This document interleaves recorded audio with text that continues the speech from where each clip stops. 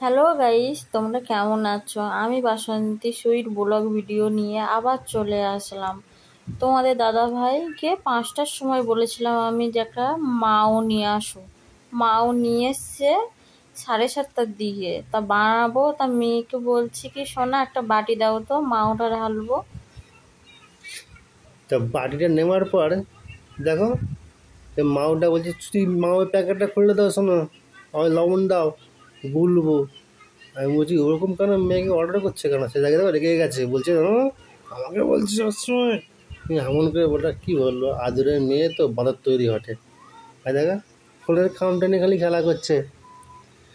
আমি তারপরে বলছি কি রাগে রাগে বলছি যে তুমি একটু করো। তোমার দাদাভাই বলছে সব যদি আমি করে দিই তুমি কি করবে? তুমি শুধু খাবে আর মোটা হবে। আমি বলছি কি মোটা হওয়ার খোটা দিচ্ছ কেন? মোটা হওয়ার খোটা দেবো না। যদি মোটা হয় সেটা কি আমার দোষ? বলো তো বন্ধুরা তোমরা সবাই।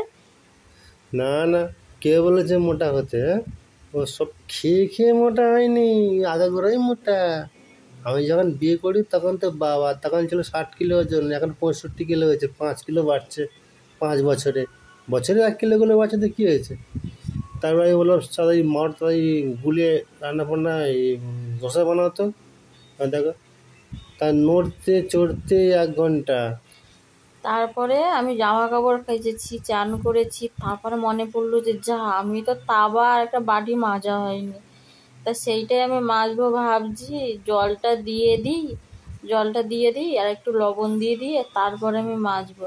তো জলটা দিতে দিতে আমার মনে পড়ে গেছে কি গ্যাসটা একটু মোছা হয়নি, গ্যাসটা মুছবো। তারপর আমি বললাম তার কাছে তার তুই লবণটা দিয়ে যাও, তা মেয়েটা গুলুক। বলছে না না, মেয়ে গুলতে পারবে না, আমি গুলি যাচ্ছি তাহলে। দিয়ে লবণ দিয়ে চলে গেল গ্যাস মুছতে। আমি বলছি তুমি রান্না কখন করবে, খাবো কখন, গ্যাসটা পরে মুছবে? বলছে না আগে গ্যাসটা মুছে নি।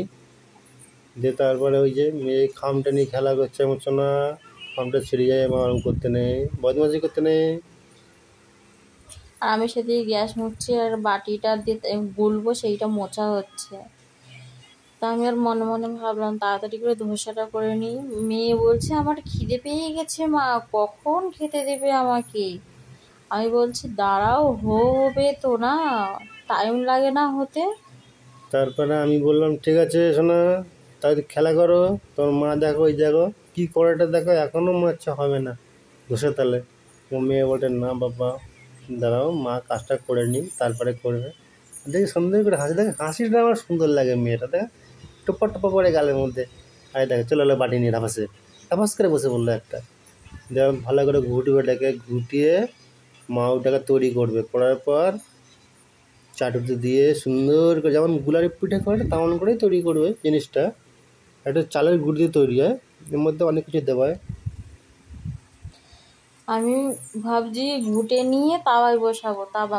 তোমাদের দাদাভাই বলছি কি ওটাকে ভালো করে ঘুরতে হবে, ঘুটে নাও তাড়াতাড়ি করে।